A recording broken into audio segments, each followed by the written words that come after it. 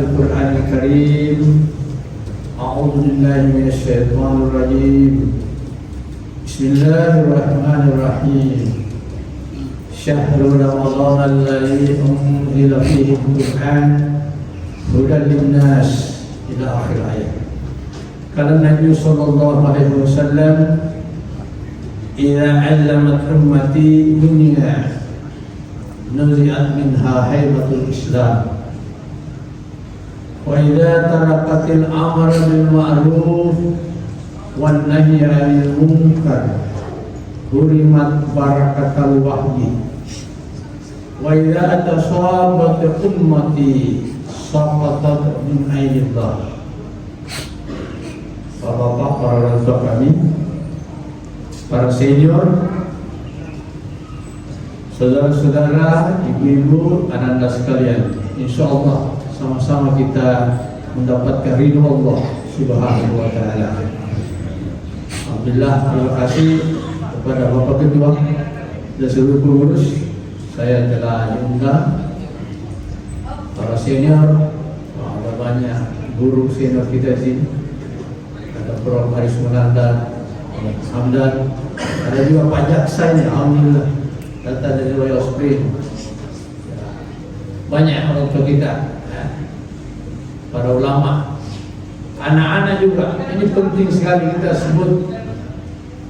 Madagaskar yang dulu namanya Madinah Askar, ini perlu kita tahu, Madagaskar itu bukan nama aslinya. Namanya itu Madinah Askar karena suasana agama ketika itu Islam seperti Madinah kecil. Pada akhirnya lambat laun Islam hampir habis, punah, sehingga digantilah namanya menjadi Madagaskar. Kita tidak mau kompleks kita itu khususnya, kampung kita suatu saat Islam semakin kecil, semakin habis. Nah, ini penting kita perhatikan anak cucu. Turki yang kita kenal sekarang dipimpin oleh Erdogan itu 700 tahun Hagia Sophia. Orang Indonesia bilang Hagia Sophia. 700 tahun itu gereja. Begitu hebat, ya. Ketika kejayaan Konstantinopel, kemudian Islam datang dengan hebat lagi, maka gereja yang berusia 700 tahun diubah jadi masjid. Ya, Hagia Sophia itu menjadi masjid sampai menjelang pemerintahannya Mustafa Kemal. Lalu 500 tahun jadi masjid. Ini masjid kita mungkin baru puluhan tahun. Setelah Mustafa Kemal berubah jadi museum, jadi masjid yang begitu megah, kuat, hebat. Karena suasana agama tidak seperti yang sebelumnya, maka diubah jadi museum selama Mustafa Kemal. Lalu sekarang ini Hagia Sophia jadi masjid lagi. Jadi ya bergantung amalan kita, bagaimana kita saling mengajak untuk membangunkan masjid sehingga masjid tetap masjid. Dulu ada masjid terbaik terindah di Spanyol, sekarang juga jadi museum.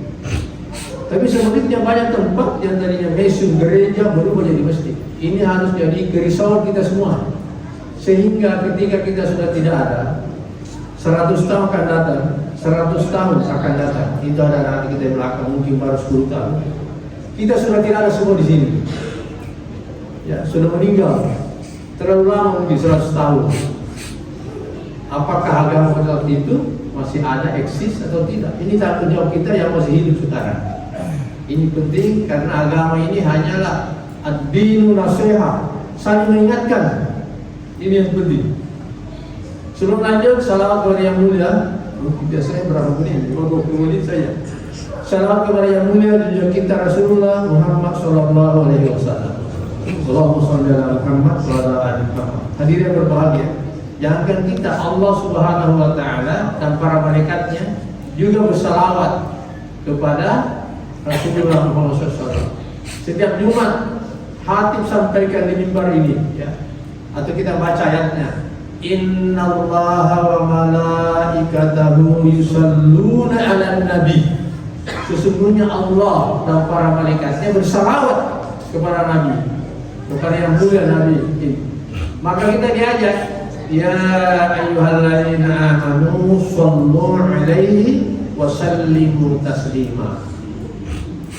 Sering kita dengar ulama sampaikan ada 124.000 nabi yang bukan rasul, 313 rasul, 25 nabi sekaligus rasul yang wajib kita tahu dalam Al-Quran. Nabi Adam, Nabi Idris, Nabi Nuh sampai kepada Nabi Muhammad SAW. 5 nabi sekaligus rasul diberi gelar khusus. Namanya Ulul Azmi. Nabi Nuh Najibullah, Nabi Ibrahim Halilullah, Nabi Musa Kalimullah, Nabi Isa Ruhullah, Nabi Muhammad Sallallahu Alaihi Wasallam.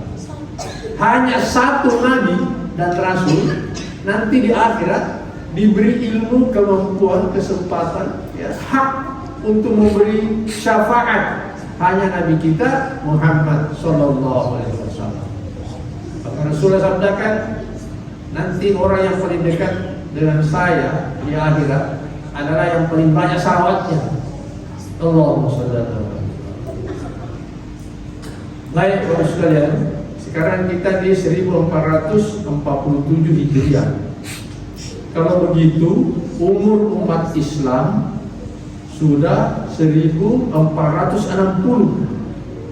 Jadi bukan 1447. Karena tahun pertama Hijriah itu ketika Rasulullah dan sahabatnya hijrah dari Mekah ke Madinah. Padahal Islam sudah didakwakan di Mekah sebelumnya 13 tahun. Berarti sudah 1447. Tambah 13, 1460 tahun. Ada satu mafhum hadis, seandainya dunia ini umurnya mulai dari pagi sampai sore, sampai maghrib, subuh sampai maghrib, dari pagi sampai siang, duhur itu telah diambil alih oleh Yahudi. Kemudian siang, duhur sampai asar diambil alih oleh Kristen. Islam mulai dari asar nanti sampai maghrib. Ini saja sudah 1460 tahun. Berarti memang dunia sudah tua. Mari kita bersyukur, kita dipilih salat subuh.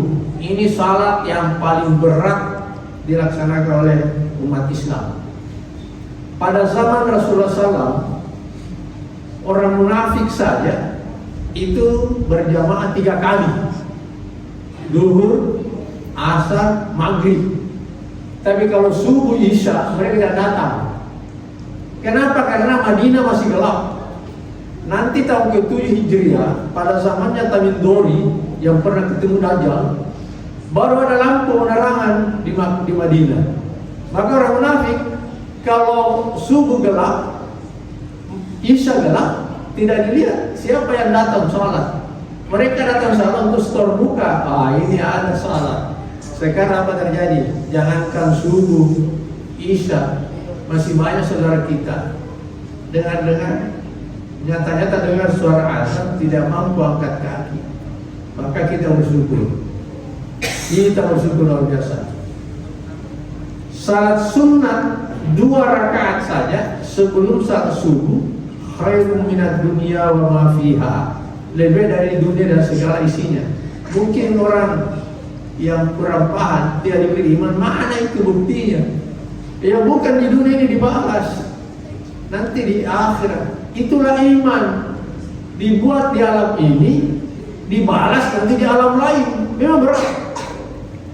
Karena di alam ini harus kita lakukan, di alam yang berbeda nanti dibalas. Kalau sudah dilihat bukti baru kita lakukan, itu bukan iman. Ya, sudah kadarnya beda lagi. Baik, pengantarnya terulama. Ya, tapi saya mau tambah sedikit tentang Rasulullah SAW sebelum masuk di intinya. Rasulullah SAW, Muhammad SAW itu mempunyai banyak kelebihan. Di bukunya Imam Nawawi Al-Mamtani ada 10 kelebihan Rasulullah yang tidak dimiliki oleh sekalipun Nabi dan Rasul yang lain. Ya, nanti boleh dibaca, saya sebut beberapa saja. Rasulullah SAW tidak pernah dihinggapi lalat tubuhnya. Soal bagaimana sucinya itu tubuh, malu-malu lalat singgah.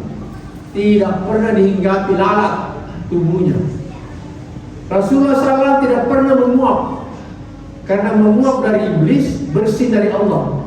Maka diperintahkan ketika kita menguap, berusaha sekuat mungkin menahan dan menutup mulut dengan seperti ini, ya, di depan telapak tangan kiri, ya, tangan kiri dibalik.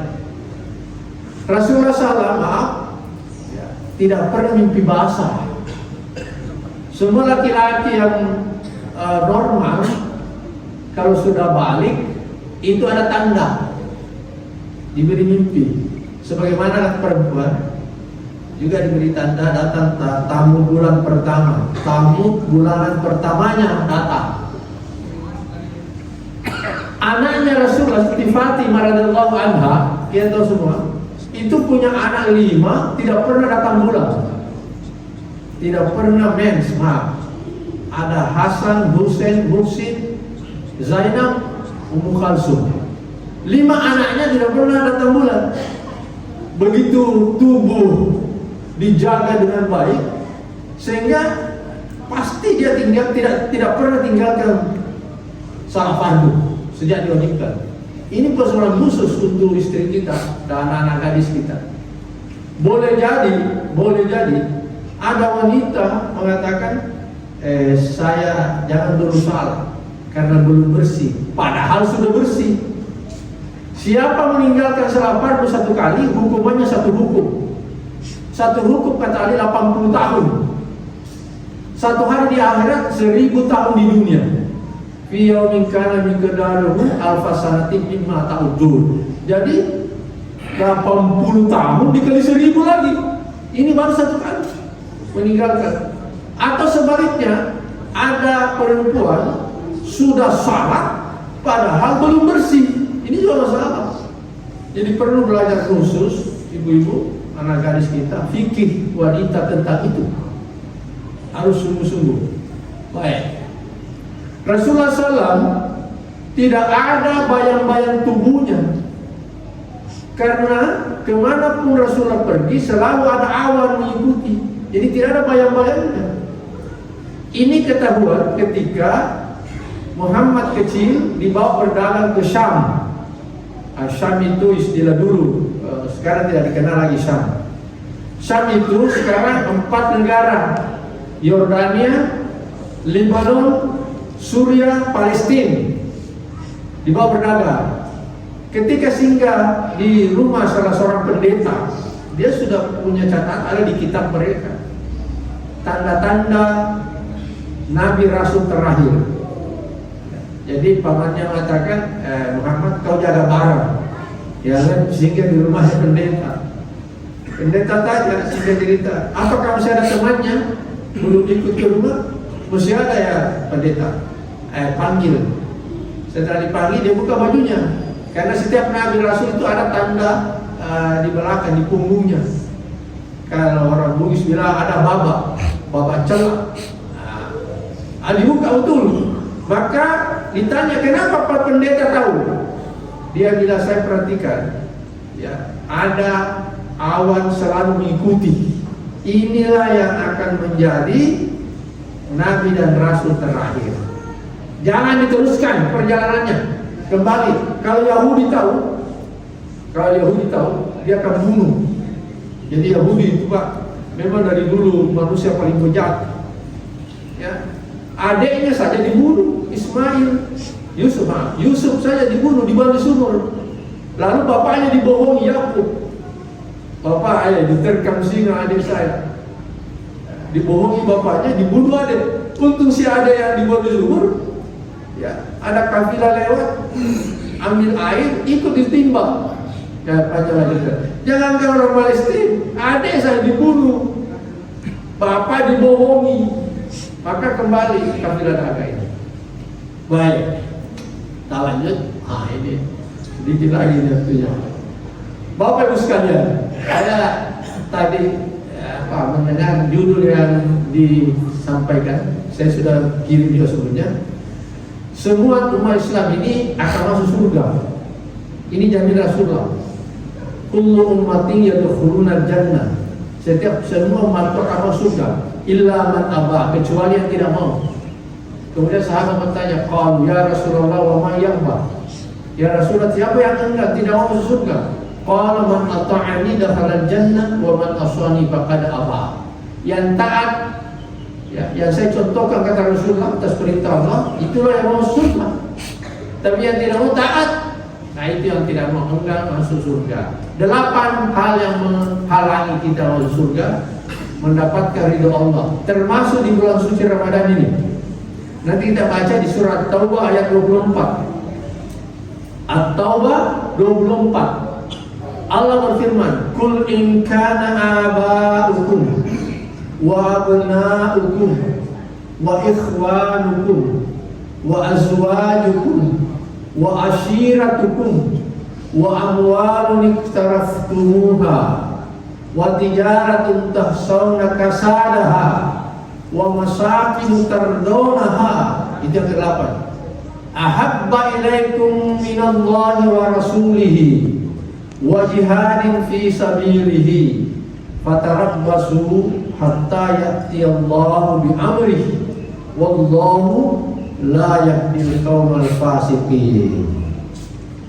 Ini Allah firmankan, ya, untuk kita mengantisipasi agar kita tidak termasuk orang yang mencintai 8 golongan ini, 8 komponen ini daripada Allah dan Rasulnya dan berjihad di jalan Allah. Yang pertama disebut adalah bapak. Jadi ternyata bapak, ya. Kul in kana aba'ukum, termasuk salah satu komponen yang menghalang-halangi, ya. Karena dia bapak berarti yang dihalangi mungkin anaknya, istrinya, atau yang lain. Jangankan kita, Nabi dan Rasul saja mengalami hal seperti ini. Adalah Nabi Ibrahim alaihissalam. Bapaknya namanya Azar. Azar itu dia mengatakan, wahai Ibrahim, jika kamu tidak hentikan dakwahmu, saya akan rajam kamu. Nah, ini Nabi Rasul dihalangi oleh bapaknya. Saya akan rajam kamu, dan saya akan meninggalkan kamu pergi ke tempat yang jauh. Ini bisa dibaca di surah Maryam ayat 41 sampai 50. Ya. Adalah Abu Ubaidah bin Jarrah.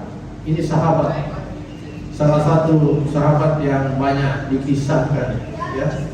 Abu Ubaidah bin Jarrah, namanya bapaknya adalah Abdullah al-Jarrah. Abu Ubaidah ini masuk Islam, ikut Nabi perang Badar. Bapaknya tidak. Apa kata bapaknya? Wahai Abu Ubaidah, saya akan bunuh kamu di perang Badar. Coba, bapak mau bunuh anak karena ada perbedaan keyakinan. Maka benar Allah pertemukan di perang Badar. Tapi apa yang terjadi? Ya, ini si bapak berusaha membunuh anak karena ya tidak suka. Yang terjadi Abu Ubaidah bin Jarrah yang bunuh bapaknya. Jadi terbalik. Ya, itu sudah bukan lagi hubungan bapak anak, karena mereka beda keyakinan. Seperti saudara, Pak. Kalau ada saudara itu, saya ada kisah, ada yang beda agama, itu tidak berhak lagi harta warisan orang tuanya. Jadi saudara yang sesungguhnya adalah seiman dan seagama.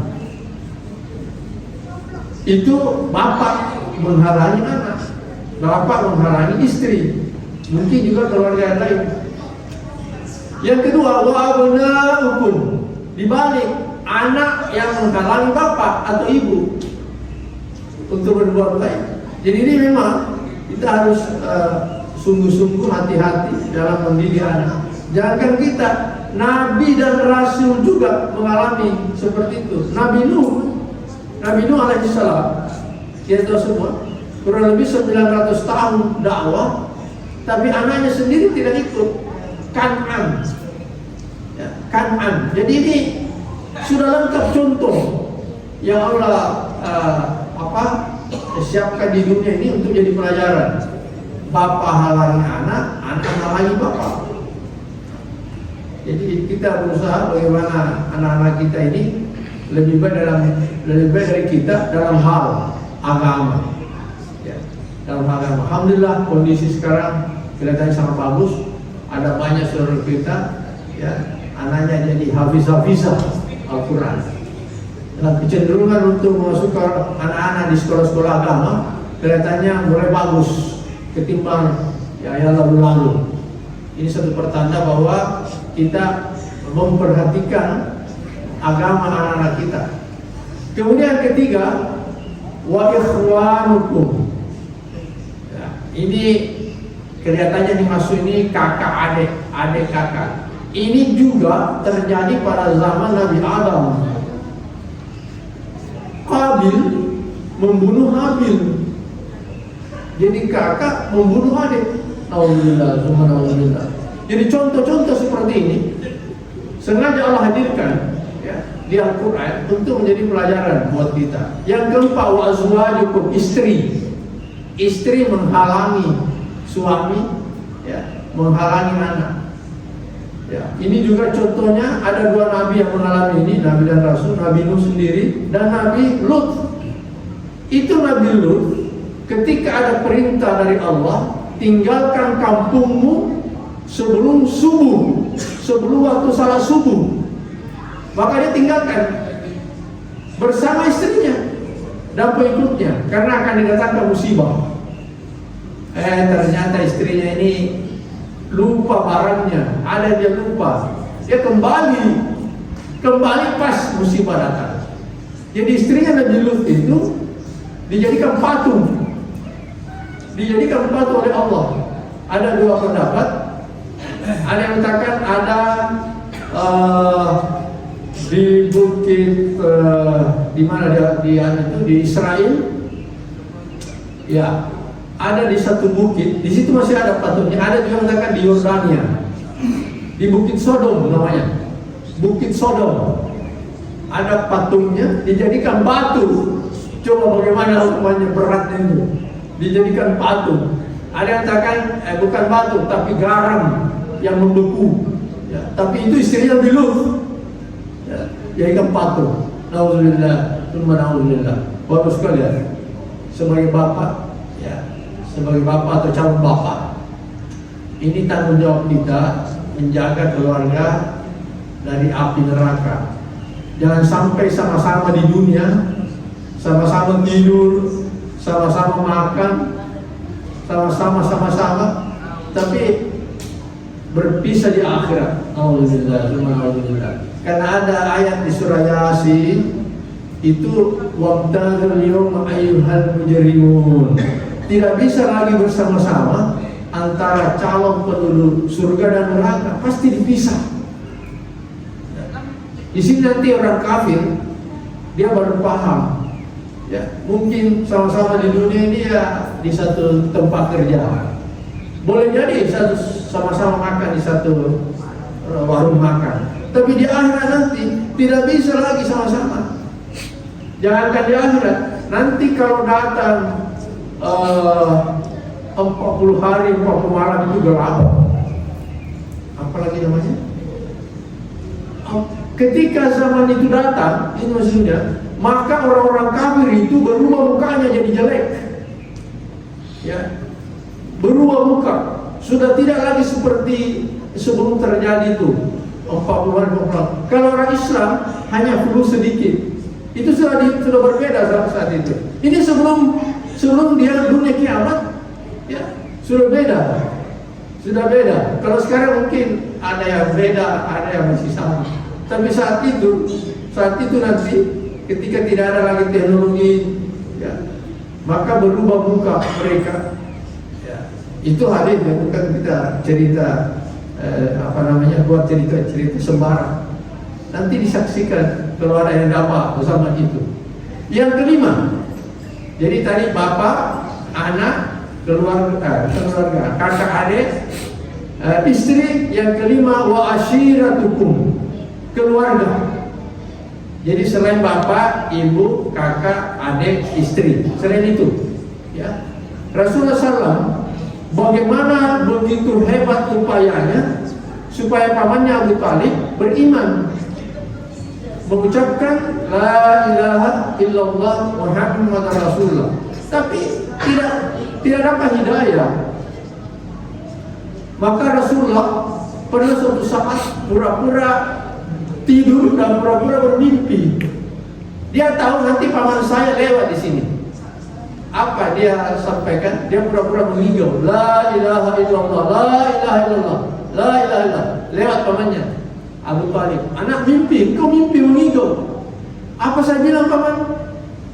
Itu yang kau bilang. Apa? Itu yang kau bilang. Apa itu paman saya bilang? Apa saya bilang? Itu yang kau bilang. Coba, maksudnya Rasulullah dia ulangi itu kalimat.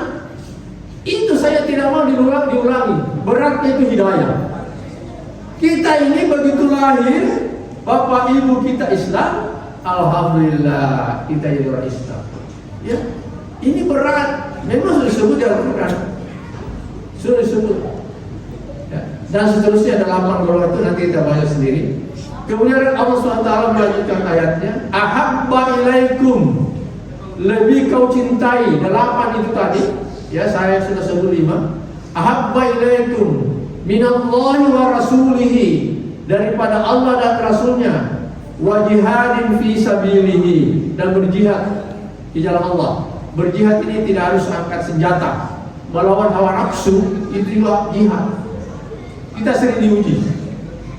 Azan dikumandangkan, kita sering serang rapat. Apakah kita berani minta izin atau berhenti, lalu kita mendatangi panggilan Allah? Itu juga dia. Ya. Kalau masih sering kita seperti itu, ya saya yakin kembali tidak ada. Coba-coba kita, ya isi mungkin hanya 5 menit, 10 menit. Karena kalau tidak, kita kena ini aja. Ya. Kita lebih suka yang 8 golongan itu daripada berjihad jalan Allah. Fatarabbasu, kata Allah, tunggulah. Kita diancam. Hatta ya'tiyallahu bi'amrih, sampai Allah mendatangkan satu keputusan. Hanya Allah yang tahu keputusan apa. Wallahu la yahdil qaumal fasiqin. Bahkan orang-orang yang lebih mencintai 8 golongan ini daripada Allah dan Rasulnya dan berjihad di jalan Allah, digolongkan orang fasik. Alhamdulillah. Orang fasik ini jangan akan masuk surga. Mencium saja baunya surga susah. Mari subuh ke-5 ini, ya ada juga sudah subuh ke-6, kita perhatikan sungguh-sungguh 8 golongan ini, 8 komponen. Jangan sampai lebih kita cintai daripada Allah dan Rasulnya. Tidak lama kita di dunia ini. Suatu saat kita akan berpindah alam, dan itu pasti kita alami. Bapak Ustaz, sesungguhnya akhirat itu dekat, ya, bahkan lebih dekat dari kampung kita masing-masing. Ya, contohnya dekat, logikanya, maaf, kalau ada orang hamil, ibu-ibu saudari kita di lantai 2, dan kehamilannya sudah 4 bulan atau lebih, ada manusia hidup di satu alam di situ, namanya alam rahim. Dia tidak tahu kalau dia di masjid di Citraland. Jadi dia sudah di dalamnya masjid, tapi dia tidak tahu masjid. Kenapa dia tidak tahu? Karena dia di alam rahim. Ini alam dunia. Sudah ada di dalamnya rumahnya, dia tidak tahu kalau rumahnya. Beda alamnya. Ya, beda alamnya. Yang dibutuhkan di situ hanya tali plasenta saja. Tidak ada gunanya mata, telinga, kaki. Karena memang alamnya alam rahim namanya. Begitu lahir ke dunia, alam yang berbeda, yang tadinya satu-satunya diandalkan digunting, dipotong oleh dokter bidan. Kenapa dipotong? Seakan-akan kita bilang, kenapa ini dipotong? Padahal ini dulu andalan saya satu-satunya. Oh beda, ini dunia dunia. Barulah dia tahu dunia. Jadi dia sudah keliling-keliling, mondar-mandir, bahkan tinggal di dunia. Dia tidak tahu kalau itu dunia. Karena alamnya beda. Dia alam rahim. Kita juga begitu. Kita sekarang alam dunia, alam akhirat itu ada di dekat kita ini. Bisa jadi di kanan, kiri, muka, belakang, dekat sekali. Sekejap Allah cabut nyawa, kita sudah tiba di situ. Sekejap. Coba kalau saya mau bonek, saya butuh waktu 4 jam. Sekarang jalan sudah lebih bagus, lebih lebar. Tapi kalau mau ke akhirat, sekejap. Mungkin tidak cukup 30 detik sampai di akhirat. Nah, nanti pindah alam, kita tidak butuh lagi mata, telinga, rumah, pangkat, jabatan. Tidak lagi. Ya, seperti mana ketika tinggal di alam rahim. Yang kita butuhkan hanya iman amal. Beda lagi alamnya. Dulu di dunia kau butuhkan ini, sekarang tidak lagi. Disitulah baru kita menyesal, dan semua menyesal. Karena kalau ada orang cacat di alam sebelumnya, tidak bisa lagi diperbaiki di alam berikutnya. Kalau ada orang lahir cuma satu telinganya di dunia, tidak bisa kembali lagi di alam rahim sempurnakan telinganya. Sudah begitu. Kalau ada orang cacat iman, amal sedikit, lalu kita tinggalkan dunia ini, tidak ada lagi kesempatan kembali ke dunia untuk memperbaiki iman amal kita. Sudah beda alam. Ketika kita di alam lepas dari dunia, yang kita butuh iman amal. Barulah kita paham. Ternyata ya ini yang saya butuhkan. Terakhir sekali, 2 kegembiraan orang berpuasa. Ini setiap sore kita dengar menjelang buka puasa di radio, televisi. Ya. Yang pertama ketika berbuka. Yang kedua ketika berjumpa dengan Allah. Kalau begitu kita akan berjumpa, melihat Allah, melihat langsung Allah di surga. Siapa yang jamin? Allah sendiri jamin. Di surah Al-Qiyamah ayat 22-23. Di situ Allah berfirman, wujuhu yawma idzin nadirah. Pada hari itu wajah penduduk surga berseri-seri. Wajahnya berseri-seri. Kenapa? Ila rabbiha nadirah. Dia lihat wajahnya Allah langsung. Dia lihat penciptanya. Inilah kebahagiaan paling bahagia, tidak ada lagi di atasnya. Dan inilah cita-cita kita semua, melihat langsung pencipta kita di surga. Kita akan melihat langsung Rasulullah, melihat Allah SWT. Kalau salah satu sarana untuk melihat bertemu Rasulullah ada doanya, marhaban bi habibi wa qurratu aini Muhammad bin Abdullah sallallahu alaihi wasallam. Itu digosok-gosok di mata pada saat azan dan dikumandangkan asyhadu anna Muhammadar Rasulullah. Saya pernah baca hadisnya. Maaf agak lebih, semua yang benar dari Allah, yang salah dari kesalahan saya. Mohon dimaafkan dan kepada Allah saya beristighfar. Subhanallah wa bihamdika, asyhadu an la ilaha illa anta, astaghfiruka wa atubu ilaik. Assalamualaikum warahmatullahi wabarakatuh.